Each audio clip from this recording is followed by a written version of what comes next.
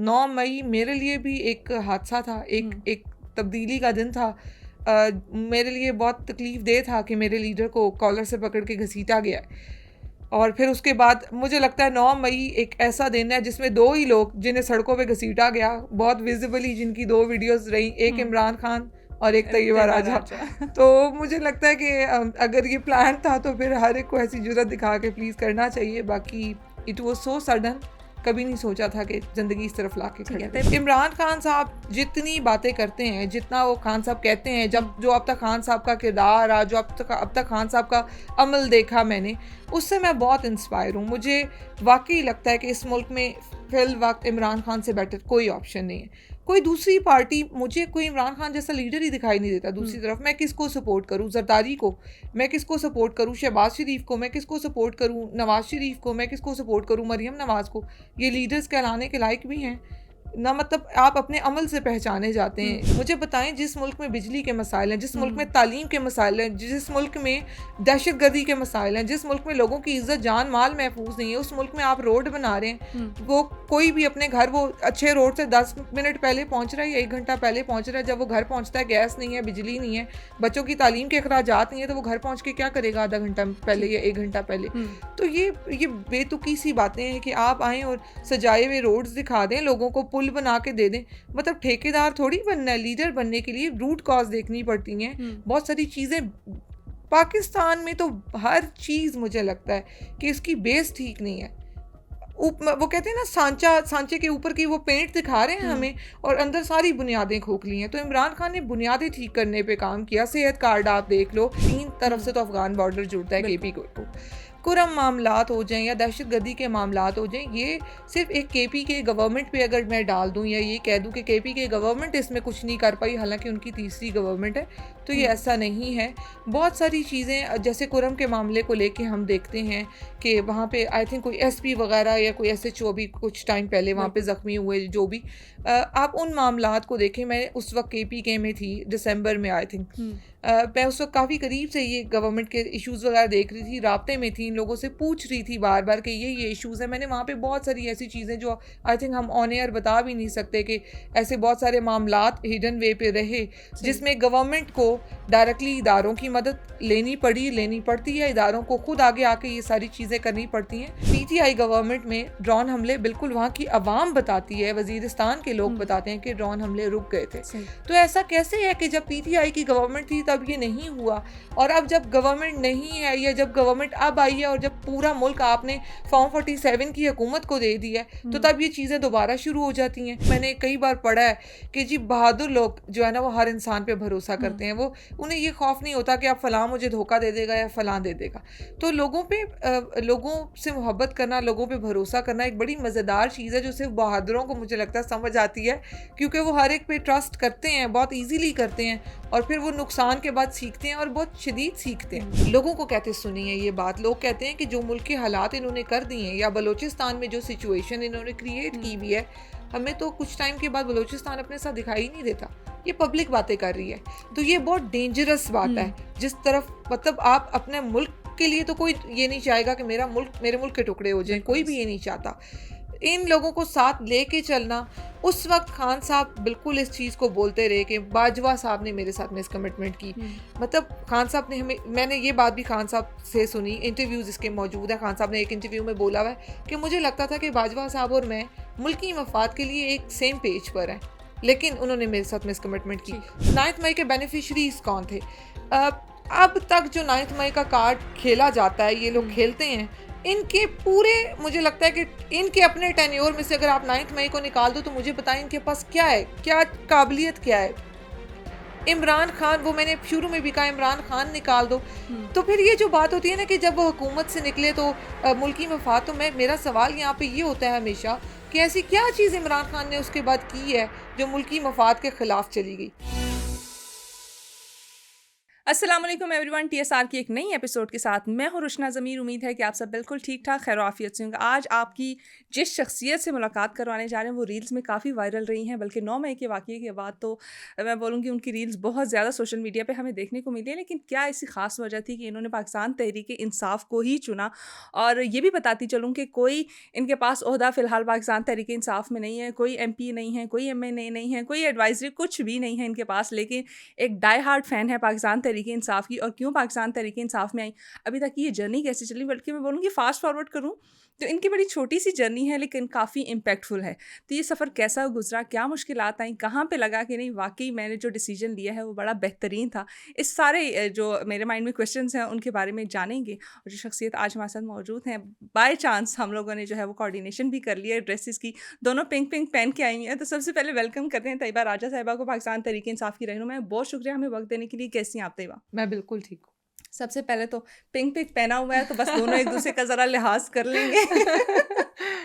अच्छा बताइएगा, रिवायती सवाल से नहीं आना चाहूँगी क्योंकि यूजुअली आपसे पूछा जाता है कि पाकिस्तान तहरीक इंसाफ में कैसे आई, सफ़र कैसे शुरू हुआ, तो वो हम ना हर इंटरव्यू में ये चीज़ देख चुके हैं।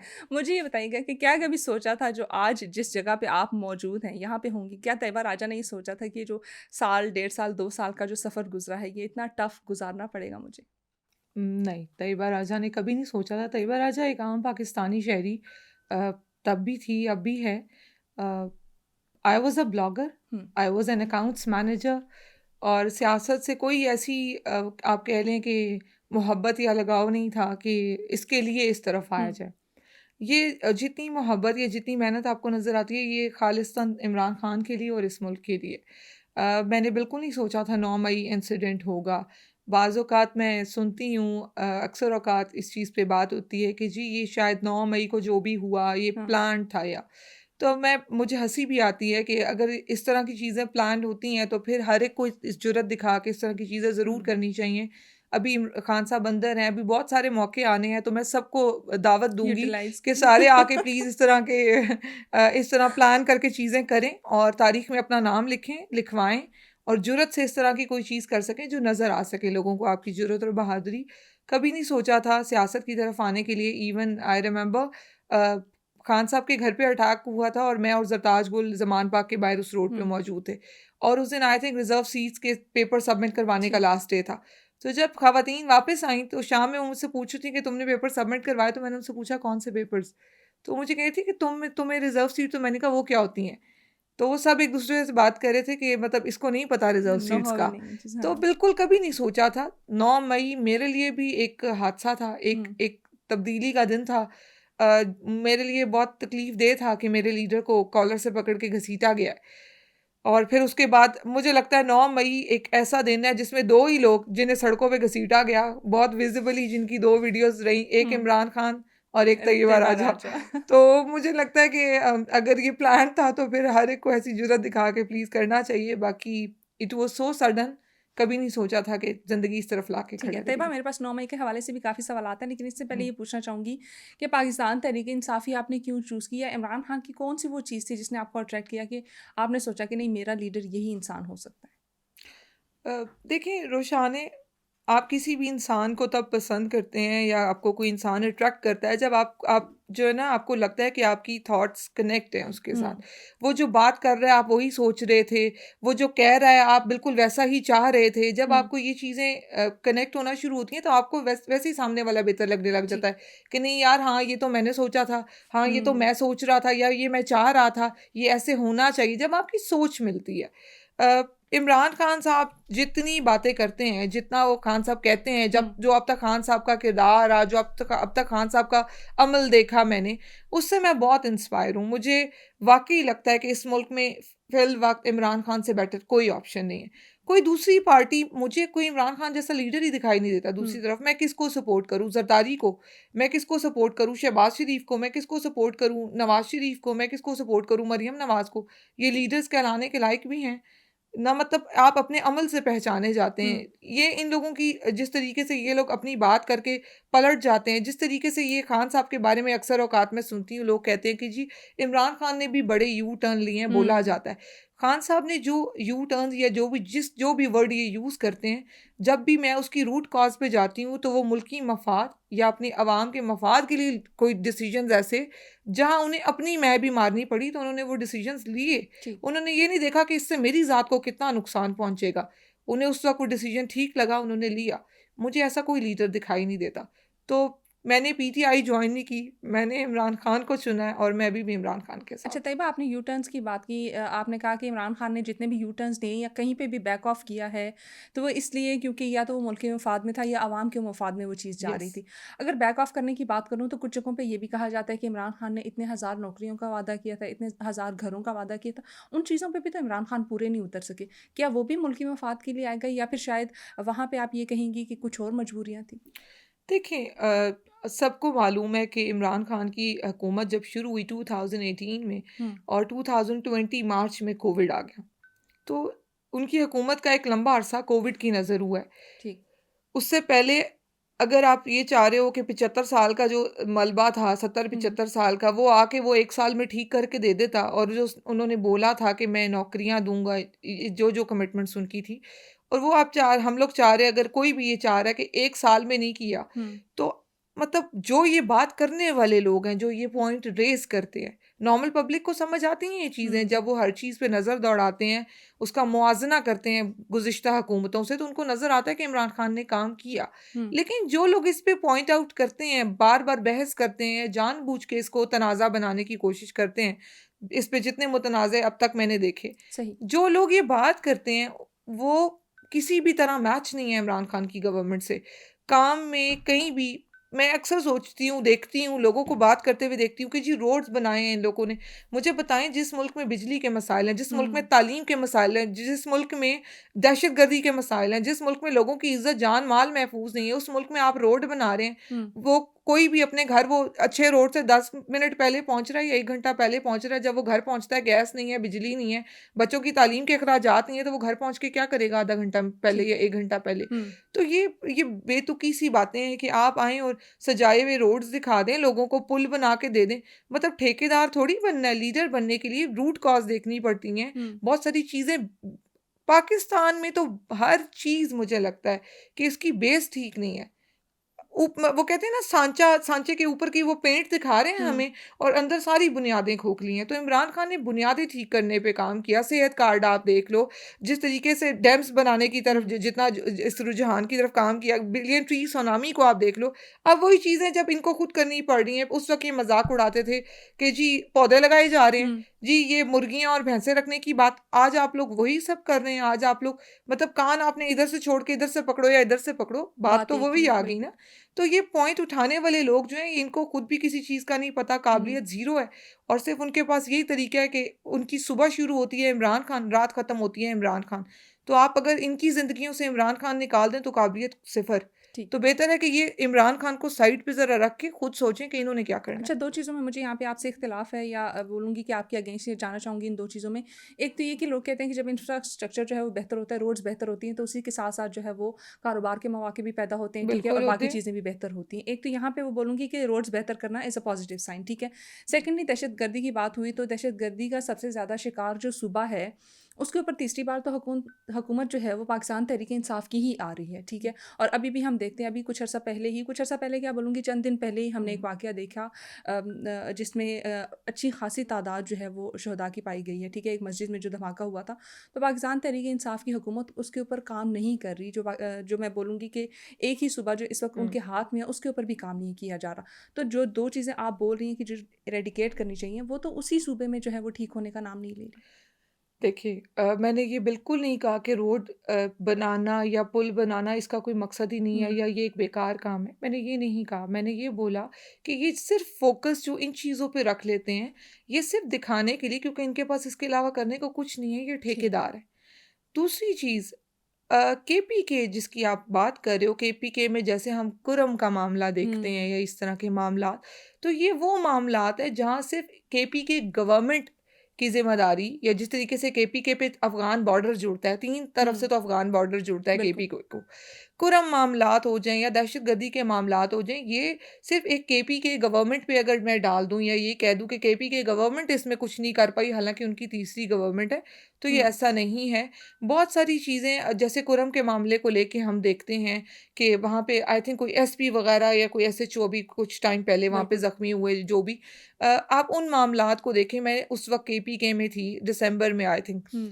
मैं उस वक्त काफ़ी करीब से ये गवर्नमेंट के इश्यूज़ वगैरह देख रही थी, राब्ते में थी, इन लोगों से पूछ रही थी बार बार कि ये इश्यूज़ हैं। मैंने वहाँ पे बहुत सारी ऐसी चीज़ें जो आई थिंक हम ऑन एयर बता भी नहीं सकते कि ऐसे बहुत सारे मामलात हिडन वे पे रहे सही। जिसमें गवर्नमेंट को डायरेक्टली इदारों की मदद लेनी पड़ती है, इदारों को खुद आगे आके ये सारी चीज़ें करनी पड़ती हैं। तो ऐसी बहुत सारी चीज़ें कनेक्ट हैं जो इदारों के देखने वाली हैं। अगर उसका मलबा मैं सिर्फ गवर्नमेंट पे डाल दूँ या ये कह दूँ इस चीज़ पे कहीं आ जाऊँ कि हाँ जी गवर्नमेंट तो 3 दहाइयों से हमारी चल रही है और उसमें कुछ हुआ नहीं, तो ये एक जो मुझे लगता है कि गैर ज़िम्मेदाराना बात होगी कि अगर इसको मैं सिर्फ KP गवर्नमेंट से जोड़ दूँ। तो हर एक को अपना दायरा कार पता है, आप देख लो इसी से जुड़ी एक कड़ी है कि मोहसिन नकवी और अली अमीन की जो मुलाकात थी, जिस पे PTI वर्कर्स ने बहुत ज़्यादा एतराज़ भी तनकीद किया की, हाँ। कि जी मिले उनसे, और फिर इमरान खान ने उस पे स्टेटमेंट दी कि अगर मिलना मजबूरी है तो फिर बंद कमरों में मिलें। सही। तो वो कुछ चीज़ें ऐसी जो गवर्नमेंट फिर अपने तौर पे जाके इन लोगों से इनको किसी भी तरह इन्वॉल्व करके उन चीज़ों को ठीक करना चाहते हैं या हुए। बाकी अगर मैं ड्रोन हमलों की बात करूँ तो जहाँ तक मुझे याद पड़ता है कि PTI गवर्नमेंट में ड्रोन हमले बिल्कुल वहाँ की अवाम बताती है, वज़ीरिस्तान के लोग बताते हैं कि ड्रोन हमले रुक गए थे। सही। तो ऐसा कैसे है कि जब PTI की गवर्नमेंट थी तब ये नहीं हुआ, और अब जब गवर्नमेंट नहीं है या जब गवर्नमेंट अब आई है और जब पूरा मुल्क आपने फॉर्म 47 की हुकूमत को दे दी है, तो तब ये चीज़ें दोबारा शुरू हो जाती हैं। तो ये कुछ चीज़ें जो समझने की ज़रूरत है कि किस तरीके से इसका मलबा KP गवर्नमेंट पे डालने की ठीक है। कोशिश की खैबर जा रही है। पुख्तनख्वा गवर्नमेंट की बात हो रही है, आपने कहा कि हर चीज़ जो है वो हुकूमत के हाथ में नहीं होती, कुछ चीज़ें जो है वो उसमें आपको इदारों की बिल्कुल, मदद भी लेनी पड़ती है या लेना जो है वो ज़रूरी बन जाता है। बिल्कुल। दूसरी जानिब जो है जब ऑपरेशन की बात हो रही थी तो उसको भी खैबर पुख्तनख्वा में पाकिस्तान तहरीक इंसाफ की जो गवर्नमेंट है वही उसको जो है वो डिनाई कर रही थी और उसकी सपोर्ट में नहीं थी। तो कैसे इदारों की मदद ली जाए जब इस तरह की चीज़ें सामने आती हैं? ऑफ कोर्स टेररिज्म का हल मेरे ख्याल से इसी तरह के ऑपरेशंस ही हैं, क्योंकि दहशतगर्दों के साथ किसी भी किस्म की रियायत नहीं की जा सकती। तो जब टेररिज्म की बात आती है तो दूसरी जानिब पाकिस्तान तहरीक इंसाफ जो है वो इन ऑपरेशंस को भी डिनाई करती है। तो फिर क्या हल नज़र आता है दहशतगर्दी को कंट्रोल करने के लिए?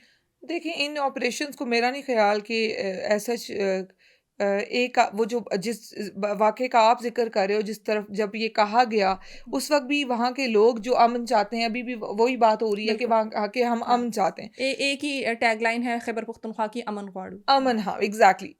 अब आपके सामने है कि बहुत सारी चीज़ें मैंने बोला ना कि मिक्स अप कर दी जाती हैं और फिर उसमें वहाँ के रिहायशी लोगों को नुकसान पहुँचता है, हुँ। जिस पे वो लोग फिर रेज़िस्ट करते हैं। ठीक। अब यही चीज़ देखने वाली है कि आया हमने देखने वहाँ जो मकीन हैं वहाँ के, उनको भी हमने इसमें रौंद देना है या उनकी, क्योंकि मैंने जहाँ तक इस चीज़ को कुरम के मामले को या दूसरे मामलात हैं, मैंने इनको जहाँ तक मैं जानती हूँ या मैंने समझने की कोशिश की या मैंने इन्फॉर्मेशन इसके बारे में ली, वहाँ पे उन लोगों का कहना है कि दहशतगर्दी की लपेट में जानबूझ के वहाँ के कबाइल को, वहाँ के लोगों को लिया जाता है, और ठीक। ये सिर्फ अपनी मफाद परस्ती में होता है जिसको वो रेजिस्ट करते हैं और जिस पे वो रेजिस्टेंस अब तक शो कर रहे हैं।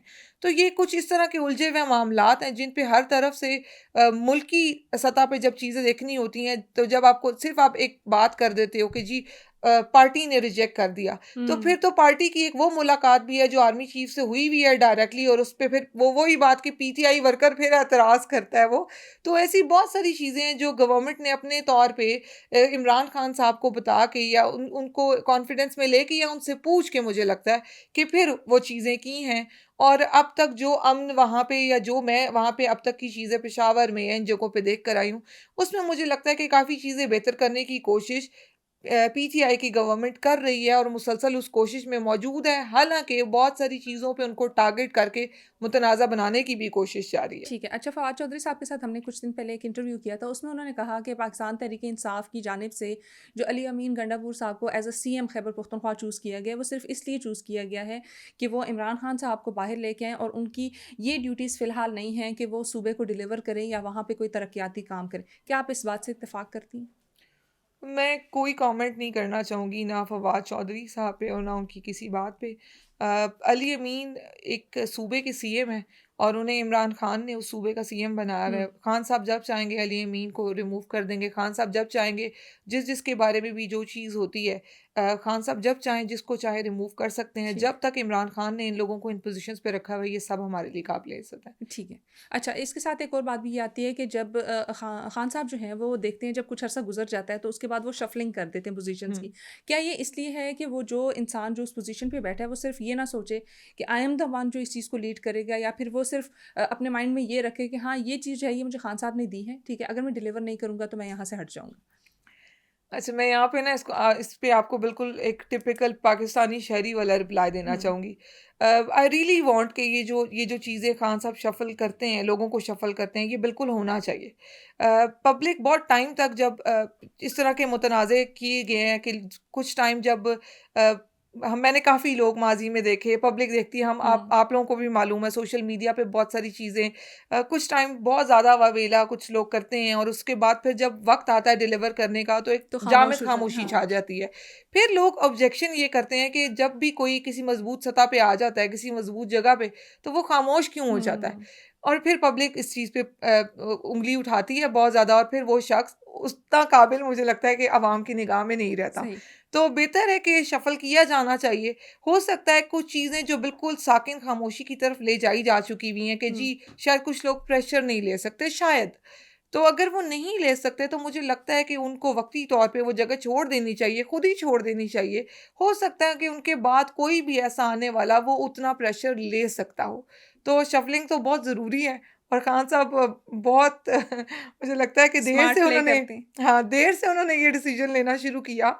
बहुत स्टार्ट में ही शफ़लिंग स्टार्ट हो जानी चाहिए थी। मुझे लगता है 90 डेज़ इनफ होते हैं किसी हुँ, भी इंसान को को या जज किसी भी करने के, हाँ। एग्ज़ैक्टली किसी भी सिचुएशन को एक देखने के लिए कि कितना तब्दीली आई है। चलें, देर आए दुरुस्त दो राय आए। देर आए दुरुस्त आए ठीक है। एग्ज़ैक्टली। अगला सवाल आपसे ये करना चाहूँगी कि जैसे आपने कहा कि जब एक इंसान एक ओहदे पे आता है तो उसको शायद ये लगता है कि या फिर वो ये समझता है कि यार अब हुँ, ये हुँ, चीज़ें उस तरह से हो नहीं रही हुँ, जैसे मैंने उस कुर्सी पे आने से पहले सोचा था कि उस तरह से होंगी। खान साहब ने भी बड़े दावे किए थे, ठीक है? या फिर ये बोलूँगी कि एक स्पेसिफ़िकली एक टॉपिक जिस पे मैं आना चाहूँगी वो ये था कि मंजूर परसीन के साथ उन्होंने मिसिंग पर्सन और इन इश्यूज़ पे बड़ी बात की थी जब हुँ, वो हुकूमत में नहीं थे। लेकिन जब वो हुकूमत पे आए तो मंजूर परसीन का ये गिला भी था कि खान साहब जो है वो मीटिंग का टाइम नहीं देते हुँ, थे, मुलाकात नहीं हुँ, करते थे, और हुँ, वो जो इश्यूज़ जिन पे वो हमसे कहते थे कि मैं आपके साथ खड़ा रहूँगा अगर मैं हुकूमत में आता हूँ, तो हम हमारे साथ उस तरीके से खान साहब खड़े नहीं हुए। लेकिन अब मैं दोबारा देखती हूँ कि जैसे ही खान साहब अपनी पोजीशन से हटे हैं, ठीक है, दोबारा जेल में गए हैं, तो दोबारा वही कॉल गई है कि मंजूर परसीन को भी साथ लिया जाए, महरंग को भी साथ लिया जाए हुँ। और इन सारी एंटिटीज़ को इकट्ठा करके पाकिस्तान तहरीक-ए-इंसाफ के साथ लाया जाए। क्या खान साहब ने भी यही किया कि जब पोजीशन पे आए तो उनको ये लगा कि नहीं, जो मैंने कहा था मैं वो डिलीवर नहीं कर पा रहा? नहीं, नहीं, मैं बिल्कुल ऐसा नहीं सोचती। मैं एक चीज़ पे बहुत स्ट्रॉन्गली मैं मानती हूँ हुँ, कि खान साहब को जो है वो खान साहब एक मैं जितना खान साहब के बारे में अब तक पढ़ चुकी हूँ या जानती हूँ या सुनती हूँ लोगों के ज़रिए, अक्सर औक़ात मैं लोगों से ये भी सुनती हूँ कि जी हर कोई जाके इमरान खान से जो बात करता है तो वो मान लेते हैं। हुँ, मुझे इसमें भी खान साहब की बड़ी वो कहते हैं खूबसूरत बात लगती है ये कि वो इतने नेक नीयत और साफ़ दिल हैं कि वो हर चीज़ को सुन के मानते हैं और उसमें अपनी ज़ाती अना वो कहीं नहीं देखते। मुझे ये चीज़ पसंद आती है। वो मैंने कई बार पढ़ा है कि जी बहादुर लोग जो है ना वो हर इंसान पे भरोसा हुँ, करते हैं। वो उन्हें ये खौफ नहीं होता कि अब फलाँ मुझे धोखा दे देगा या फलाँ दे देगा। तो लोगों से मोहब्बत करना, लोगों पे भरोसा करना एक बड़ी मज़ेदार चीज़ है जो सिर्फ़ बहादुरों को मुझे लगता है समझ आती है क्योंकि वो हर एक पे ट्रस्ट करते हैं, बहुत ईज़िली करते हैं और फिर वो नुकसान के बाद सीखते हैं और बहुत शदीद सीखते हैं। हुँ, खान साहब को लेके जितनी चीज़ें मंजूर पश्तीन या किसी भी तरह से किसी भी लेवल पे बात की जाए, तो खान साहब हमेशा ये चीज़ कहते रहे हैं कि मैंने मुल्की मफ़ाद के लिए मैं फ़ौज को साथ लेके चला। और वो हमेशा कहते रहे कि मुझे बाजवा ने मेरे साथ में इस कमिटमेंट की। देखिए बहुत सारी चीज़ें जब वो प्राइम मिनिस्टर बने अब ये एक जो जैसे आपने एक स्पेसिफिकली एक सवाल किया कि मंजूर पश्तीन को फिर वक़्त नहीं मिलता था उनसे हुँ। मीटिंग के लिए। तो इसका मुझे लगता है सबसे बेहतरीन जवाब तो इमरान खान खुद बता सकते हैं कि उस वक़्त मंजूर पश्तीन को क्यों नहीं टाइम मिला। बट अ, आप जिस तरीके से खान साहब आप कह रहे हो कि गवर्नमेंट से हटे और उन्होंने मारंग और मंजूर पश्तीन की जो बात की। पाकिस्तानी अवाम जिस तरह से इस वक़्त पाकिस्तान को देख रही है, बलूचिस्तान की जो सिचुएशन है इस वक़्त हुँ, अ, अवाम इस वक्त बहुत इजीली ये बात कर रही है। मैं ये ऑन एयर ये बात यहाँ पे कर रही हूँ, मैंने लोगों को कहते सुनी है ये बात। लोग कहते हैं कि जो मुल्क के हालात इन्होंने कर दिए हैं, या बलूचिस्तान में जो सिचुएशन इन्होंने क्रिएट की हुई है, हमें तो कुछ टाइम के बाद बलूचिस्तान अपने साथ दिखाई ही नहीं देता। ये पब्लिक बातें कर रही है, तो ये बहुत डेंजरस बात है। जिस तरफ मतलब आप अपने मुल्क के लिए तो कोई ये नहीं चाहेगा कि मेरा मुल्क, मेरे मुल्क के टुकड़े हो जाए, कोई भी ये नहीं चाहता। इन लोगों को साथ लेके चलना। उस वक्त खान साहब बिल्कुल इस चीज़ को बोलते रहे कि बाजवा साहब ने मेरे साथ मिस कमिटमेंट की। मतलब खान साहब ने हमें, मैंने ये बात भी खान साहब से सुनी, इंटरव्यूज़ इसके मौजूद है। खान साहब ने एक इंटरव्यू में बोला हुआ है कि मुझे लगता था कि बाजवा साहब और मैं मुल्की मफाद के लिए एक सेम पेज पर हैं, लेकिन उन्होंने मेरे साथ मिस कमिटमेंट की। सेम पेज पे होते हुए आपको जब ये देखना पड़ता है कि हम हर चीज़ इस तरह से ठीक करें या इस तरह से ठीक करें, मुझे लगता है उसमें अगर कहीं कोई ऐसी चीज़ हुई हो कि मंजूर पश्तीन को टाइम ना दिया गया, तो वो उसका सबसे बेहतरीन आंसर इमरान खान ये खुद कह सकती करेंगे। हूँ कि मुल्की मफाद सिर्फ तब याद रहा जब वो हुकूमत में थे, जब वो जैसे ही उनसे कुर्सी छिन गई तो मुल्की मफाद उनको भूल गया। नहीं नहीं, आप देखो मुल्की मफाद, अभी भी इमरान खान ने ऐसी क्या चीज़ की है जो मुल्की मफाद के खिलाफ है? ये आप अभी भी जब ये चीज़ बोली जाती है, जैसे 9 मई पे बहुत ज़्यादा बात की जाती है, 9 मई के बेनिफिशियरी कौन थे? पीटीआई को 9 मई का क्या फ़ायदा पहुंचा है, मुझे आप वो बता दो। पीटीआई के कोई एक ऐसा घर नहीं है जहां रेड ना हुई हो, कोई एक ऐसी खातून नहीं है पीटीआई से रिलेट जो, मैं पीटीआई तो आप छोड़ो, आम पब्लिक जो वहाँ सिर्फ मुझे लगता है कि जियो फेंसिंग में पकड़े जाने वाले आम शहरी, जिनके घरों पे रेड मारे गए, जिनकी चादर और चार दीवारी पामाल की गई, जिस तरह औरतों को मारा गया। मैं आपके सामने एक लाइव एग्जांपल रही हूँ कि मुझे सड़क पे घसीटा एक पुलिस वाले ने। मुझे बताओ कि पीटीआई को 9 मई का क्या बेनिफिट पहुंचा? कोई बेनिफिट नहीं। 9 मई के बेनिफिशरीज कौन थे? अब तक जो 9 मई का कार्ड खेला जाता है, ये लोग खेलते हैं, इनके पूरे, मुझे लगता है कि इनके अपने टेन्योर में से अगर आप 9 मई को निकाल दो तो मुझे बताएं इनके पास क्या है, क्या काबिलियत क्या है। इमरान खान, वो मैंने शुरू में भी कहा, इमरान खान निकाल दो। तो फिर ये जो बात होती है ना कि जब वो हुकूमत से निकले तो मुल्की मफाद, तो मेरा सवाल यहाँ पे ये होता है हमेशा कि ऐसी क्या चीज़ इमरान खान ने उसके बाद की है जो मुल्की मफाद के खिलाफ चली गई। अगर वो कहते हैं जी साइफर, तो साइफर एक हकीकत है जिसको आप हर कोई मान रहा है ओपनली। अगर आप उसको एक जिद बना लें कि जी हुआ ही नहीं था, तो वो फिर आप अपनी जिदबाजी में जो मर्जी करें, दुनिया इस पे बात कर रही है और ये सिर्फ दुनिया में बायसे शर्मिंदगी बन रहे हैं अभी तक अपनी उन चीज़ों पे ढटाई से खड़े हुए। ठीक, 9 मई की आपने बात की, पिछले कुछ क्वेश्चंस में भी इस बात का जिक्र है। 9 मई का वाकया को जो है अक्सर हम जब देखते हैं तो ये कहा जाता है कि रियासत मुखालिफ ये एक एक्ट हुआ था, ठीक है। क्या आप इसको रियासत मुखालिफ समझती हैं? एंड दूसरा सवाल इसके साथ जुड़ा हुआ वो ये भी है कि क्या ये वाकई एक सोची समझी प्लानिंग थी, या फिर बस वो गो विद द फ्लो वाली सिचुएशन आई जिसने कहा कि चलो कोर कमांडर हाउस की तरफ, तो सब वहाँ पे चल पड़े और कोई मुनज़्ज़म चीज़ नहीं थी? देखिए, रियासत मुखालिफ मतलब मुझे ये बात ही बिल्कुल समझ नहीं आती कि आप जो हैं वो औरतों की सरों की चादरें खींचें, आप औरतों को मारें, आप गालियां दें अपनी, चाहे वो पुलिस के ज़रिए दिलवाएं या रेंजर्स के ज़रिए, आप उन्हें इतना फ्री हैंड दे दें कि जाएं जी जाके मारें आवाम को, जो मर्जी करें। आप हमें गालियां दें तो हम आपको हार पहनाएं? मतलब आप यहाँ पे किसी माँ बहन बेटी की इज्जत ना देखें। रेहाना डार आपके सामने है, उनका गिरबान जिस तरीके से चाक किया गया, पुलिस ने किया था ना, इदारों ने भेजे हुए थे, इतना फ्री हैंड दिया गया था। क्या कोई पूछने के लिए नहीं था कि पुलिस वालों की इतनी जुर्रत कैसे है कि औरतों के बाल खींचे जा रहे हैं, उनको सड़कों पे घसीटा जा रहा है, उनके कपड़े फाड़े जा रहे हैं, फीमेल पुलिस मेल पुलिस भिजवा के? क्या कोई मतलब इस मुल्क का कोई सरपरस्त नहीं था जो पूछ सकता? तो ये रियासत मुखालिफ वाली तो कोई बात नहीं। आप हमें गालियां दें, हम आपको हार पहनाएं, आप हमें यहाँ पे मारे पीटें, हम मार खाने के लिए दूसरा गाल आगे कि जी इस पर मार लिया तो इस पे भी मार लें। ऐसे नहीं होता। रियासत मुखालिफ, रियासत ने ये सारी अवाम अपने मुखालिफ खुद की हुई है। सबसे पहले तो मुझे ये रियासत की डेफिनेशन समझ नहीं आती कि रियासत अवाम होनी चाहिए जो कि मालिक है।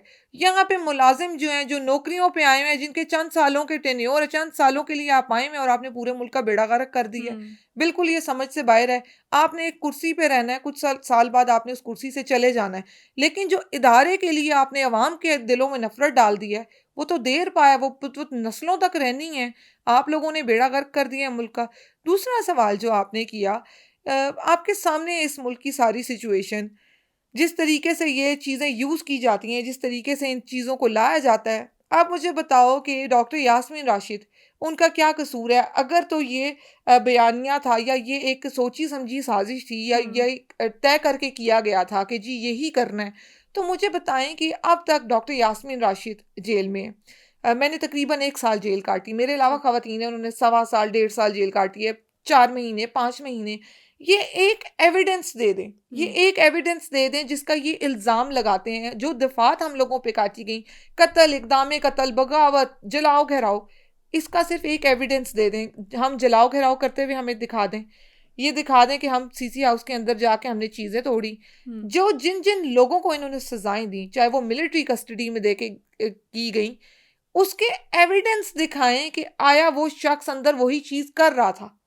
ऐसा कुछ भी नहीं है इनके पास। डॉक्टर यास्मीन राशिद की वीडियोस पूरी दुनिया ने देखी कि वो कह रही थी कि अंदर ना जाया जाए, क्या उस चीज़ को कंसिडर किया गया?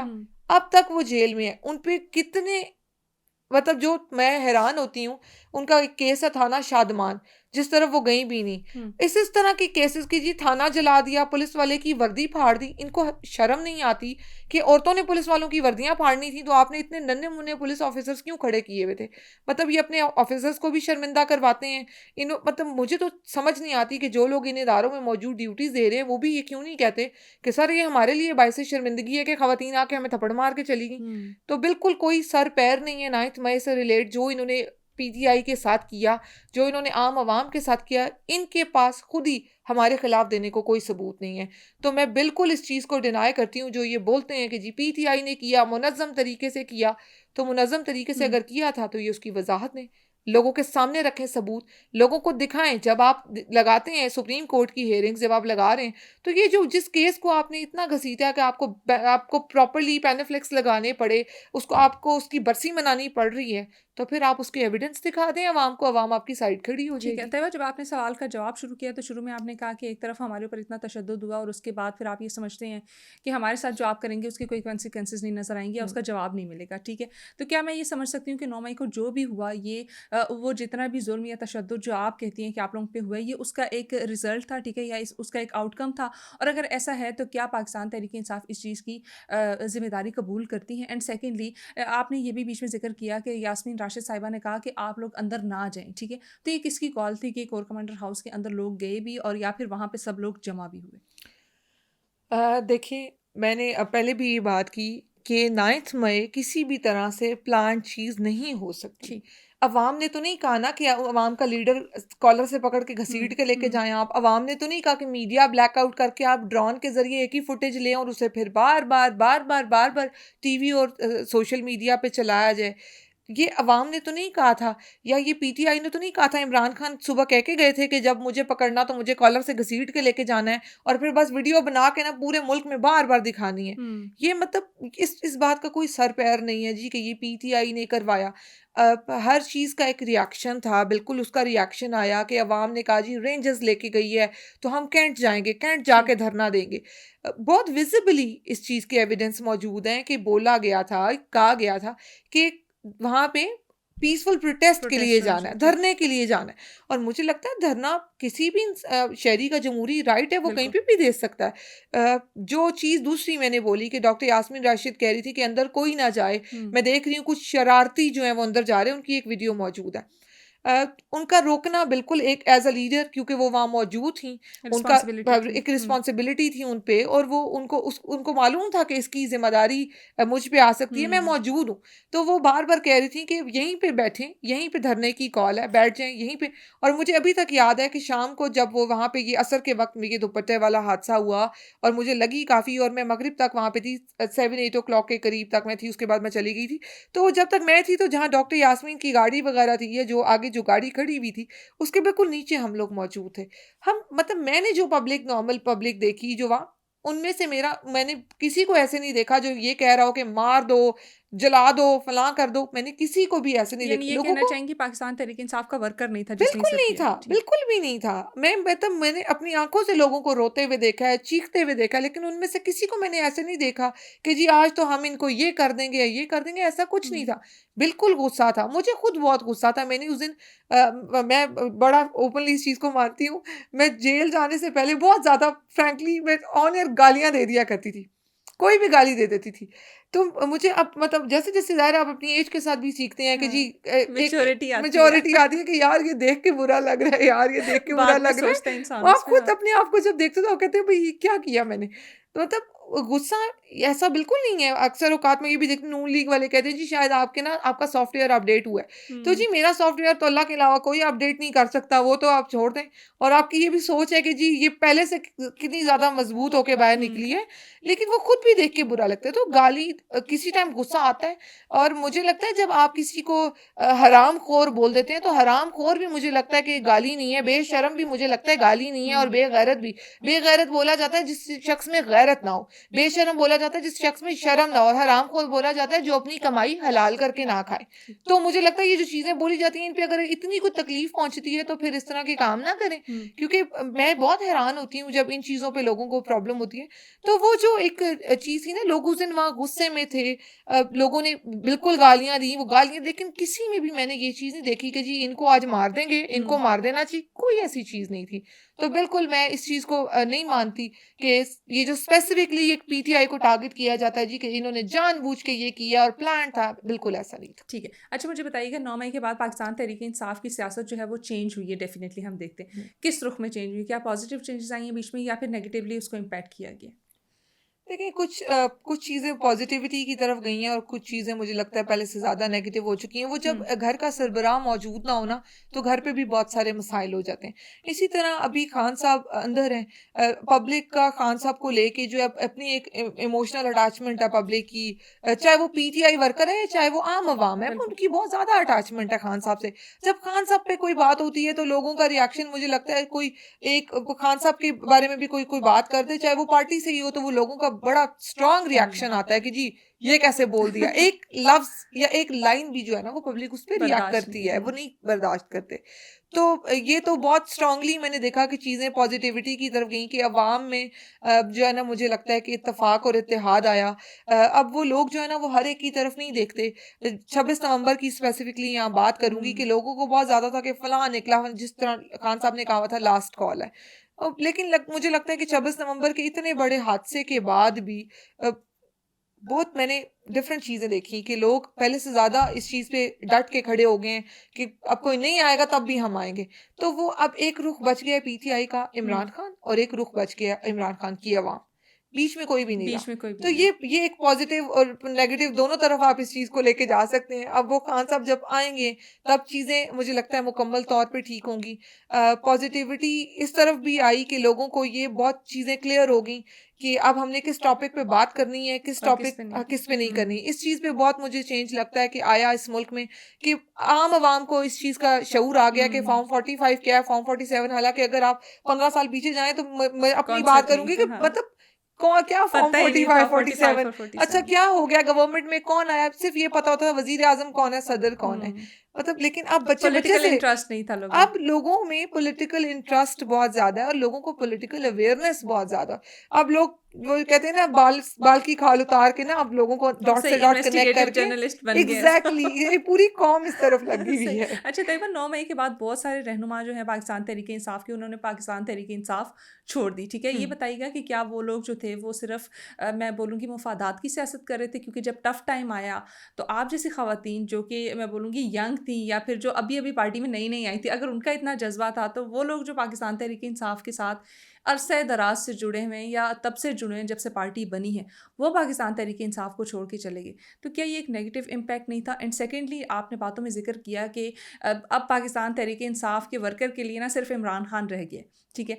तो क्या ये बात भी दुरुस्त है कि पाकिस्तान तहरीक इंसाफ जो है वो सिर्फ इमरान खान है? इमरान खान अगर ना हो तो पाकिस्तान तहरीक इंसाफ जो है वो ज़ीरो हो जाएगी? मैं कहूँगी कि पीटीआई को किसी भी एक शख्स से अगर जोड़ दिया जाए, इमरान खान अगर अंदर है और इमरान खान जेल में, और कहा जाए कि जी फलां शख्स या फलां शख्स, मेरा ख्याल है अवाम ही इस पे बहुत ज़्यादा रिएक्शन देती है।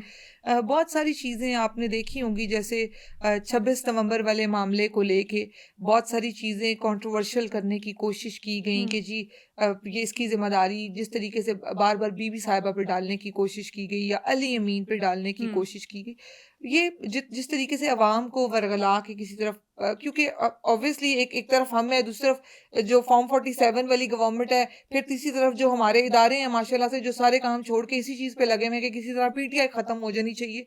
तो कंट्रोवर्सीज जिस तरीके से चलती रहती हैं, पब्लिक वो वही बात है, पब्लिक का इंटरेस्ट लेवल बहुत ज़्यादा हो गया है, वो बहुत बहुत करीब से चीज़ों को देख रहे हैं। जिस तरीके से वो थोड़ा टाइम भी अगर वो किसी मुझे लगता है कि ट्रैक से रिमूव होते हैं ना, तो जब डॉट से डॉट कनेक्ट करते हैं तो वापस अपने ट्रैक पे आ जाते हैं कि नहीं ये चीज़ ऐसे ठीक नहीं थी। एग्जैक्टली। तो इस चीज़ में मुझे लगता है कि चीज़ें चेंज होने का जो आवाम की तरफ से जो चीज़ें जिस तरह मुझे लगती हैं कि मैं अगर किसी एक लीडर पे कनेक्ट कर दूं कि अगर मैं ये कहूं कि जी इमरान खान नहीं होंगे, ये तो हम कभी सोचते ही नहीं है कि इमरान खान नहीं होंगे। खान साहब की वापसी, इमरान खान जो एक शख्स है ना, मैं उनको कहूँगी कि he is a living legend, वो अमर हो चुके हैं। इमरान खान, अगर अगर आपका पूरा मीडिया, आपकी पूरी जुडिशरी, आपके सारे इदारे, आपकी बैठी हुई जाली गवर्नमेंट के पास सुबह से रात तक इमरान खान के खिलाफ बात करने के अलावा या इमरान खान के बारे में बात करने के अलावा कुछ नहीं है, तो इट मीन्स कि वो शख्स जीत चुका है। तो ये तो इसमें कोई दोहरी राय नहीं है कि इमरान खान के बाद पब्लिक किसी को नहीं देखती, उस जगह पे या उस तरह से किसी को भी नहीं देखती। और अगर कहीं किसी की तरफ से जरा सा भी फील होता है कि किसी ने इस तरफ आने की भी कोशिश की है, तो उसको खींच के नीचे लाया जाता है कि जी आप जरा हौसला करें, हमारा लीडर अंदर है। साहब की तरफ इशारा करना नहीं, मैं बिल्कुल किसी की तरफ इशारा नहीं कर रही। मुझे लगता है कि हर एक की अपनी एक पोजीशन होती है, हर एक का अपना एक सच होता है और हर एक की अपनी एक तकलीफ होती है और हर एक का अपना एक झूठ होता है। तो मुझे लगता है वही वाली बात कि जब घर का सरबराह मौजूद ना हो तो बहुत सारी चीजें उलझी हुई होती हैं, बहन भाई लड़ते हैं आपस में। तो शेर अफजल मरवत या किसी भी और पार्टी लीडर के बारे में मैं बात नहीं करूंगी। आपका जो पहला सवाल था उसमें आपने जो सवाल किया उसका जवाब मैं ये देना चाहूंगी, वो इसी से कनेक्ट है। देखिए, मैं पीटीआई की तरफ आई या कोई चला गया, मैं पीटीआई की तरफ नहीं आई, मैं इमरान खान की वजह से इस पार्टी के साथ हूँ, मैं इमरान खान की वजह से इस जगह पे स्टैंड कर रही हूँ और मैं अपने सच पे इस पार्टी के साथ हूँ। मेरा मानना है, मेरा बहुत स्ट्रांग यकीन है इस बात पे कि हमारे मुल्क में इदारों की कारकर्दगी सिफर है।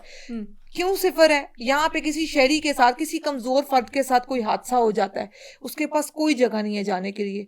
सालों गुजर जाते हैं, ना अदालतें फैसला करती हैं, ना कोई कोई मुंह सर है इस मुल्क का, कोई इस मुल्क की जिम्मेदारी लेने के लिए नहीं है। अमीर अमीर से अमीर तार है, गरीब गरीब से गरीब तार है। ऐसा क्यों है? क्योंकि अदल नहीं है। ऐसा क्यों है?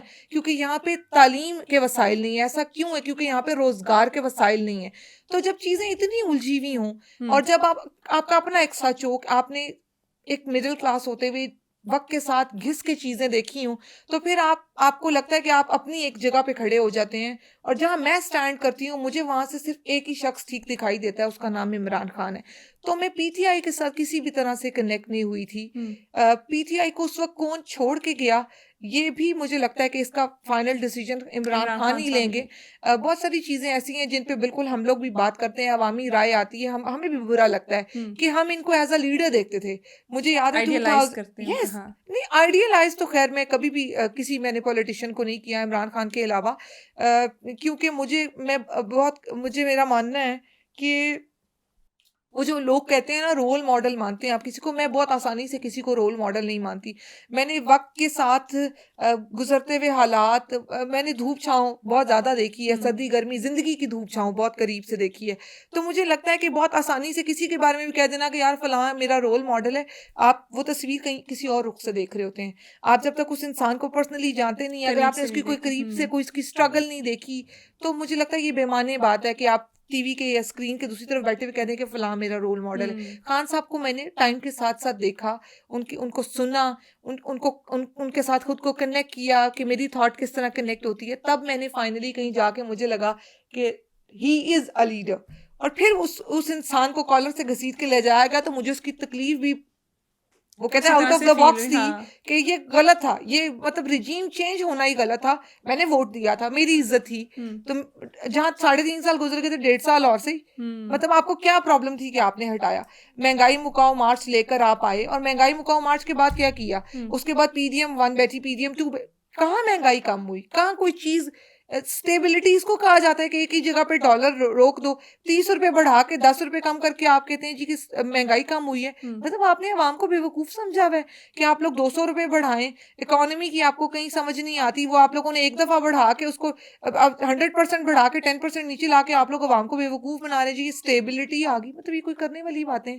तो बिल्कुल कोई मुंह सर नहीं है। खान साहब के साथ चलने की अपनी एक वजह है और उसको नहीं छोड़ा जा सकता। अच्छा तैयबा साहिबा, जैसे आपने थोड़ी देर पहले जिक्र किया कि घर का सरबराह ना हो तो बड़ी चीज़ें जो है वो मिक्सअप नज़र आती हैं या उस तरह से सुलझी हुई हमें नज़र नहीं आती। क्या पाकिस्तान तहरीक इंसाफ के साथ भी यही हुआ है कि इमरान खान साहब नहीं हैं तो पार्टी में उस तरह से तज़ाद नज़र आ रहा है? हमें कभी एक शख्स जो है वो एक बयान देता है, दूसरा दूसरा बयान देता है और पार्टी में वो यूनिटी हमें इस वक्त नज़र नहीं आ रही। क्या इसकी भी यही वजूहत है?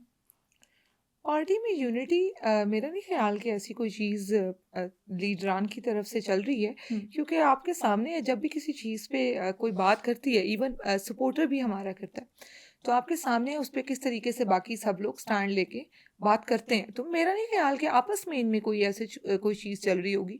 अ, अवाम जिस तरीके से खान साहब बहुत वक्त से अंदर है, तकरीबन 1.5 साल से ऊपर का अरसा हो चुका हुआ है, तो अवाम जिस तकलीफ और कर्ब में है ना, अवाम उसकी वजह से शोर बहुत ज़्यादा फिर मचाती है। मैं अपनी बात करूँगी, मुझे बहुत तकलीफ है इस बात की कि अब तक जो है वो 26 नवंबर के बाद से अब तक जो है वो धरना दे देना चाहिए था, अडयाला के बाहर बैठ जाना चाहिए था। ये मेरी अपनी ज़ाती राय भी है कि अडयाला के बाहर बैठना चाहिए, हमें जाके रोज़ बैठ जाना चाहिए।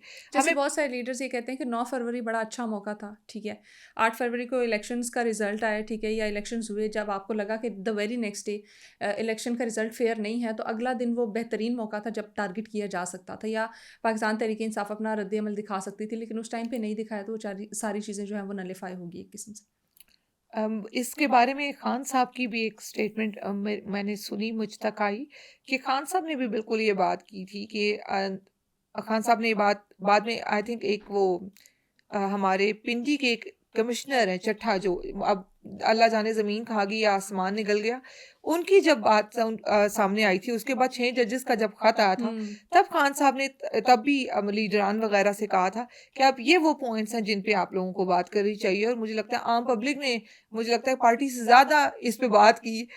हमारा सोशल मीडिया, हमारे ओवरसीज़ पाकिस्तानी जिस कदर वो इन चीज़ों को मुझे लगता है अब तक लेके चल रहे हैं बहुत स्ट्रांगली, उनका बहुत बड़ा किरदार है इसमें हमारे, चाहे वो हमारा सोशल मीडिया है, चाहे वो हमारे ओवरसीज़ पाकिस्तानी हैं, क्योंकि हम लोग तो जेलों में थे, हमें तो बस उतनी न्यूज़ मिलती थी जितनी टीवी पे आ जाती थी, और टीवी पे आपको पता है कितना सच चल रहा है। और फिर हम जब आते थे तो हमें दोस्त अहबाब एटीसी में बता देते थे कि ये हुआ सोशल मीडिया पे। तो वो जो ओवरसीज़ पाकिस्तानीज़ का जो रोल उस वक्त रहा, जिस तरीके से स्ट्रांगली वो चीज़ें चलती रहीं और वो शोर मचाते रहे, बोलते रहे, उनकी वजह से अब तक चीज़ें ज़िंदा हैं और चल रही हैं। बिल्कुल ये बात है कि बहुत सारी चीज़ों में आई थिंक कोऑर्डिनेशन की कमी होने की वजह से कुछ चीज़ें लेट हुई जो कि नहीं होनी चाहिए थी।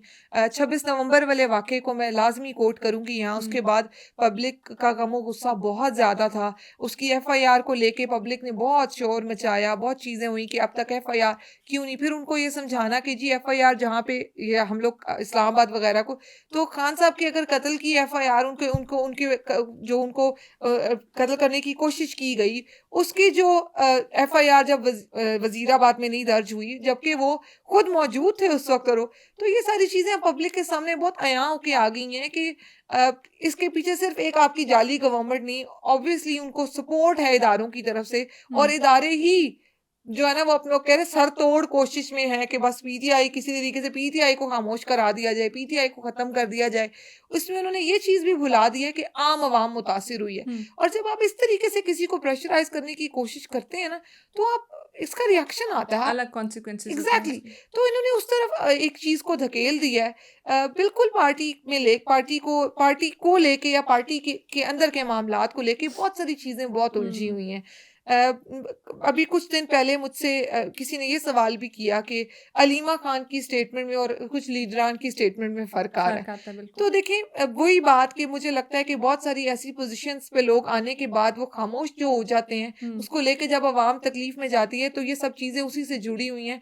फिर वो आपका पहला सवाल आ जाएगा उस पर कि जब शफलिंग जो पब्लिक चाह रही होती है वो इसीलिए चाह रही होती है कि अब अगर फलां इसका बोझ नहीं उठा पा रहा तो वो रिमूव होके उसकी जगह उसको रिप्लेस करके, हाँ, जो डिलीवर नहीं कर पा रहा उसको रिप्लेस करके किसी नए पर्सन को लाया जाए ताकि हम देखें कि वो क्या कर सकता है। तो जिस तरह अवाम पैनिक हो चुकी है खान साहब के अंदर होने को लेके, तकलीफ में है, तो वो ड्यूरेशन बहुत ज्यादा हो चुकी हुई है। तो हमें वो जो जामिद खामोशी है वो बुरी लगती है। तो उसको लेके जब हम देखते हैं कि स्टेटमेंट्स मैच नहीं है या एक ने ये बयान थे, उस पर बिल्कुल रिएक्शन आता है और कुछ चीजें उलझी हुई हैं। सरपरस्त मौजूद नहीं है तो बस वो लड़ाई चीज़ें चल जो है रही वो है। कन्फ्यूजन्स होती हैं। यस। अच्छा, ये इसी से जुड़ी हुई एक और कड़ी भी है, वो ये है कि जैसे आपने अभी रिसेंटली एक इंटरव्यू में कहा कि जो मोस्ट रिलायबल सोर्स है इस वक्त हमारे लिए या पाकिस्तान तहरीक इंसाफ के वर्कर के लिए, वो है अलीमा खान साहबा या यस। इमरान खान साहब की बहनें हैं, ठीक है।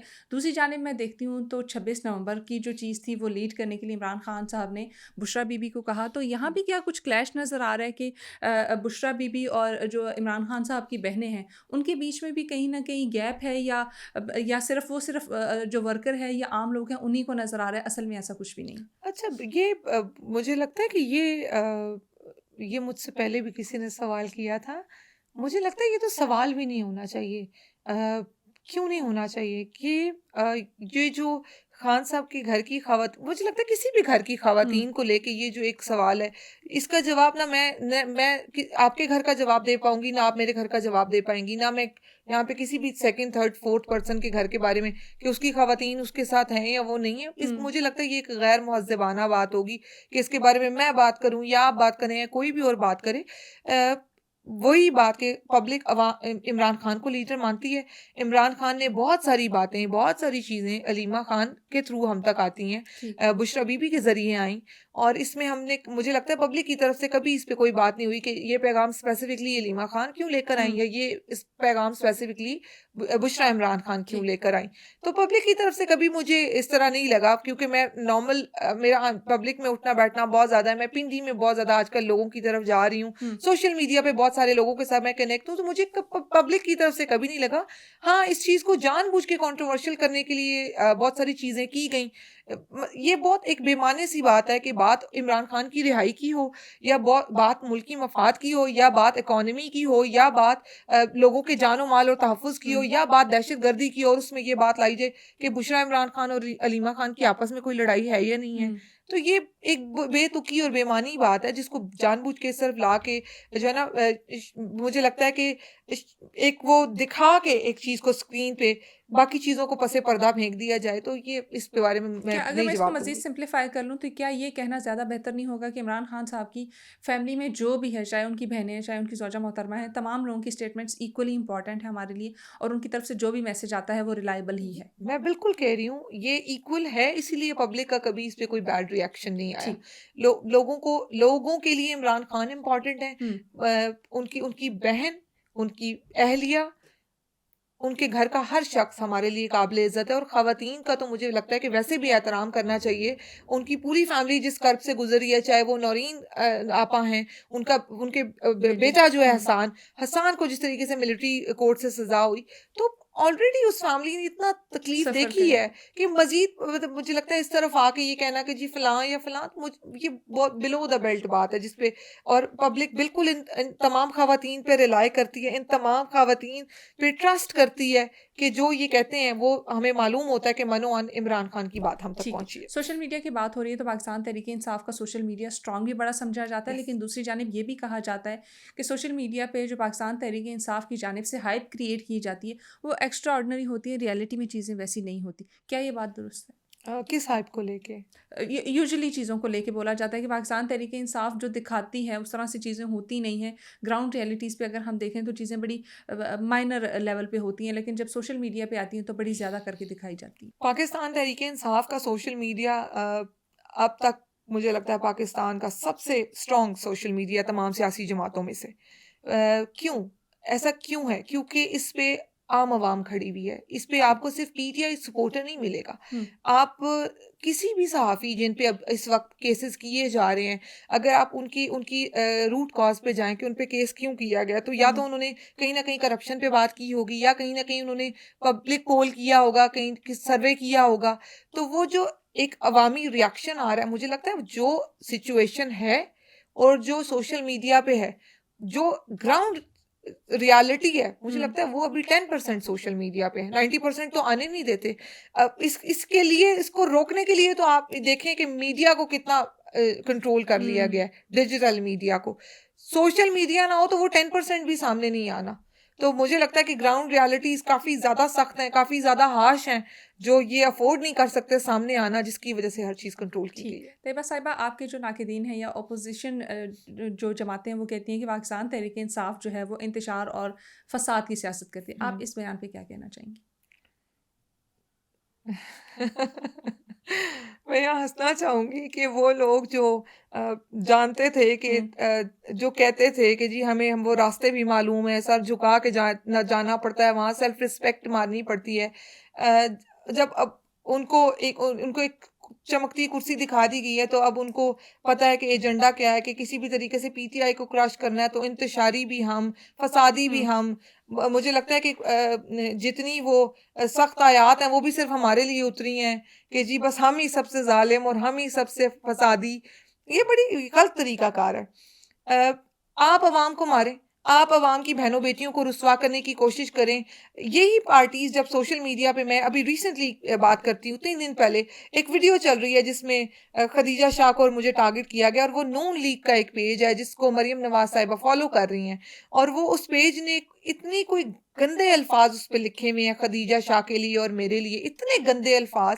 वो मुझे वीडियोस कई सोर्सेज से आई कि यार ये वीडियो इन्होंने लगाई हुई है। फिर मैंने देखा कि मेरी एक एआई वीडियो करके एक वो डांस की, कोई स्टेज डांस की वीडियो है, उस पे एआई करके के, और मुझे उन्होंने उसमें बड़े गलत अल्फाज में बोला हुआ है कि ये फलां स्टेज पे ये कर रही हो। मैंने वो वीडियो देखी, वो वीडियो मेरे भाई तक आई, तो मेरे भाई ने मुझे भेज के कहा कि ये क्या बकवास है। तो एआई मैंने इज ऑफ कोर्स स्कैरी। हाँ, ये सियासत इतनी गंदी जगह, मतलब सियासत अगर खिदमत खल्क के लिए की जाए तो ये इबादत की जगह, लेकिन सियासत को एक गटर बना दिया गया है कि सियासत मैंने इस जगह, इस साइड पे आके देखा, जिस साइड पे मुझे अल्लाह ताला ने खड़ा किया, मैंने उस तरफ आके देखा है कि सियासत इतनी बुरी जगह है, इतनी बुरी जगह बना दी गई है।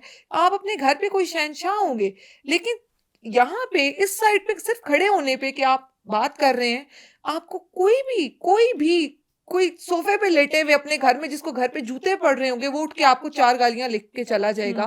तो ये मुझे बड़ी हैरानगी होती है।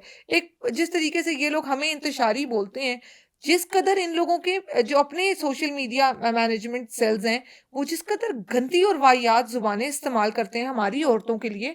ज़मान पाक आई रिमेंबर जब हम जाते थे तो क्या बोला जाता था, फाशी का अड्डा है, ये गलत किस्म की औरतें, मतलब मैं वो वर्ड्स भी आप अपने मुंह से नहीं दोहराना चाहते, जो जो बातें की गई। मसला क्या था कि जी इनकी खवातीन वहां बैठी हुई हैं, इनकी खवातीन वहां आती हैं। उस वक्त मैं बड़ा हैरान होती थी, वो कहते हैं क्यूरियोसिटी होती थी कि यार मतलब इतनी गंदी बातें कैसे कर लेते हैं, क्या मसला क्या है। वो फिर जब जेल गई ना तो समझ आई कि बोलना तकलीफ देता था, कि ये मतलब अवाम आके बोल रही है, तो तकलीफ किसी और बात की है। जब वो काबिलियत नहीं है तो वो फिर बात आ जाती है जी कि इंतशारी भी हैं। अगर हम इंतशारी हैं तो आपको इतना जोर लगा के फॉर्म 47 पे क्यों आना पड़ा है। हम लोग अगर जालिम हैं, हम गलत करने वाले हैं, तो हमें ही जेलों में क्यों रखा गया है। मुझे बताएं, नून लीग की कौन सी ऐसी, कितनी नून लीगी खातून है जिन्होंने 10-10 महीने, 1-1 साल, 1.5-1.5 साल जेलें काटी हैं। नून लीग की किसी एक रहनुमा का नाम मुझे दे, रहनुमा छोड़ें, आप मुझे बताएं कौन सी ऐसी पार्टी रही माजी में, या इमरान खान की हुकूमत में बता दें, नून लीग के घरों की औरतों की जो है वो गिरेबानों पे हाथ डाला गया, उनको बालों से घसीटा गया हो, या उनके घरों की चादर और चार दीवारी इस तरीके से पामाल की गई हो। इस तरह की कोई एक हादसा मुझे बता दें जो हुआ हो। नहीं, वो बीच में ले आते हैं जी इमरान खान ने कहा था मैं तुम्हारा एसी उतरवाऊंगा। तो मतलब इमरान खान ने तो अगर कहीं कोई बात की थी, आपने तो पब्लिक पे जुल्म किया है। वो तो सिर्फ एक बात थी, आप लोगों को तो फैसिलिटेट किया गया। ये जिस तरीके से मैं जेल गई, कोट लखपत में थी मैं, तो इन मोहतरमा साहिबा की जो कहती है मैं वहाँ फ्राइंग पैन से कपड़े इस्त्री करती थी, वो कहती वो बताती हैं कि ये महारानी साहिबा जब इन्होंने जेल में वॉक करनी होती थी तो पूरी जेल बंद करवाई जाती थी जी, कि ये इन्होंने बाहर निकल के वॉक करनी है, और इनको स्मेल आती थी आम खवातीन से कि मेरे पास से कोई ना गुजरे। जो इनको सेल मिला गया था वो एक वीआईपी सेल है जहां टाइल्स लगे हुए हैं, या वहां इनको रखा गया था, और इनके साथ इनकी एक मेट थी जेल में। मतलब मैं तो इनके झूठ सुन सुन के इस औरत के हैरान होती हूँ कि इतने पक्के मुंह से इतना झूठ ये बोलती कैसे हैं।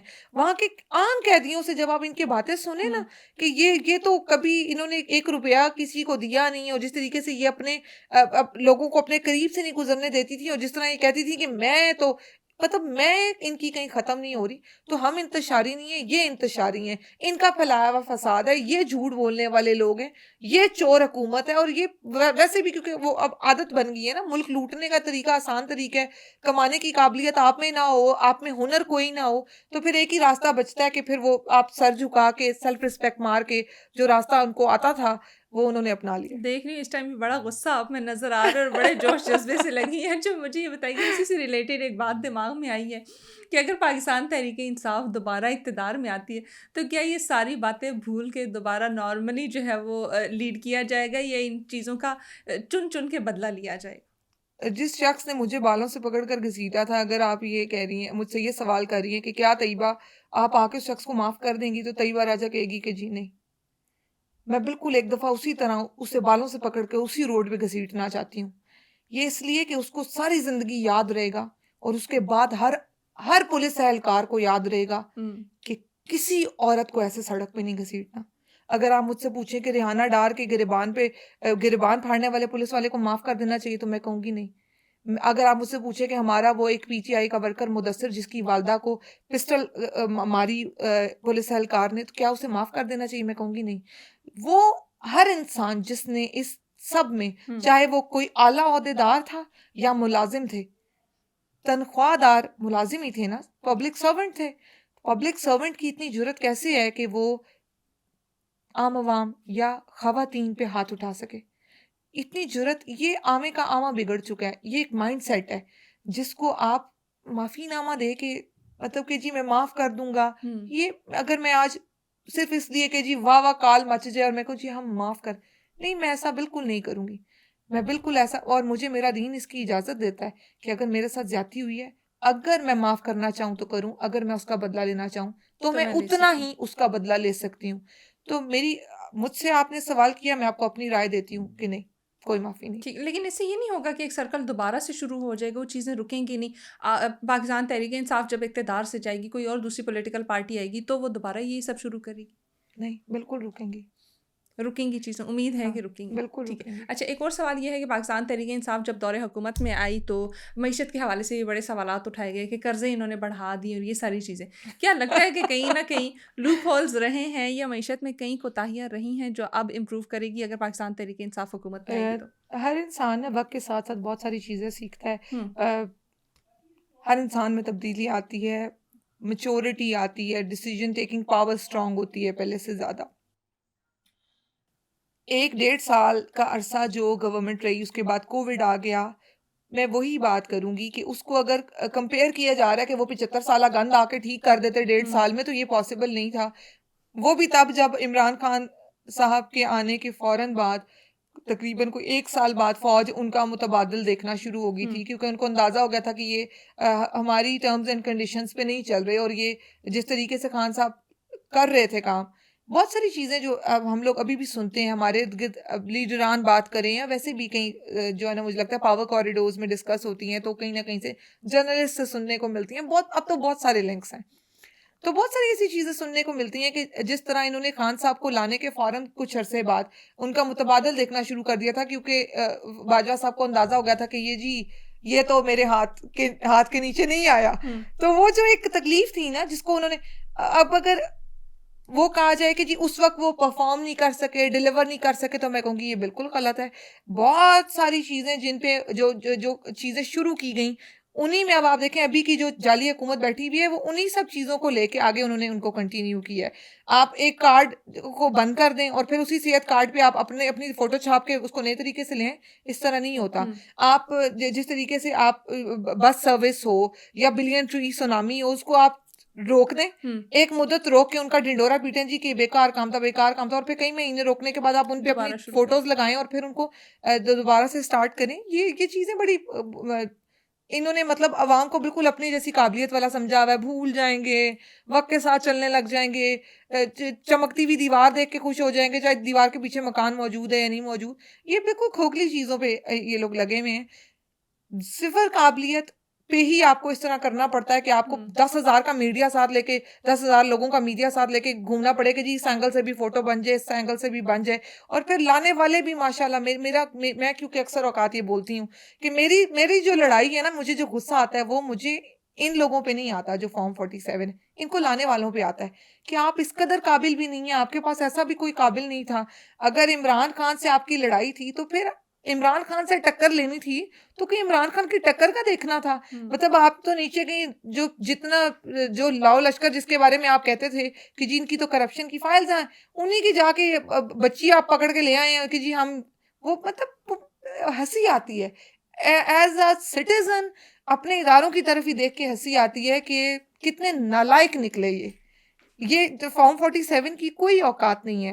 इन्हें लाने वालों को हम एक टाइम पे वो कहते हैं ना मिली नगमे सुनते थे, एक हमारी एक अपने हमारा रोमांस था इनके साथ, वो इन्होंने सिफर कर दिया है। ये बहुत डेंजरस चीज है। बहुत चीजें चेंज हुई हैं इंशाल्लाह, मुझे पूरा यकीन है खान साहब जब आएंगे मैं बिल्कुल एक नई क़यादत देखती हूँ, नई पीटीआई देखती हूँ। मुझे लगता है अब जो वोटर सपोर्टर है, आपकी अवाम है, अब बहुत सारे काबिल चेहरे हमारे पास मौजूद हैं। पीटीआई अभी जिस फेज से गुजर रही है, मैं ये जरूर कहना चाहूंगी, ये मैंने उस दिन एक स्पेस में बात सुनी, मुझे बड़ी खूबसूरत लगी ये बात कि अभी पीटीआई की लड़ाई सामने चल रही है।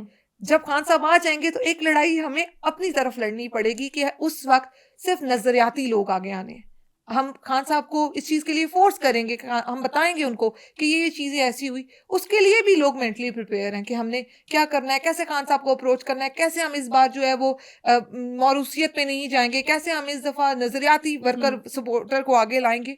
तो बिल्कुल इन चीजों पे बात होती है। मैं एक नई पीटीआई देख रही हूँ। इमरान खान साहब जब आएंगे इंशाल्लाह तो इस बार क्योंकि बाजवा साहब की मिस कमिटमेंट नहीं होगी हमारे साथ, तो इंशाल्लाह ताला हम खुल के खेलेंगे और खुल के काम करेंगे। तैयबा, वन लास्ट क्वेश्चन, क्या पाकिस्तान तहरीक इंसाफ ने आपको पे बैक किया है जो आपने डिलीवर किया था उसके रिजल्ट में? क्या उतना पे बैक हुआ है जितना आप एक्सपेक्ट कर रही थी, या फिर एक्सपेक्टेशन से ज़्यादा है या बिलो द एक्सपेक्टेशंस रहा है?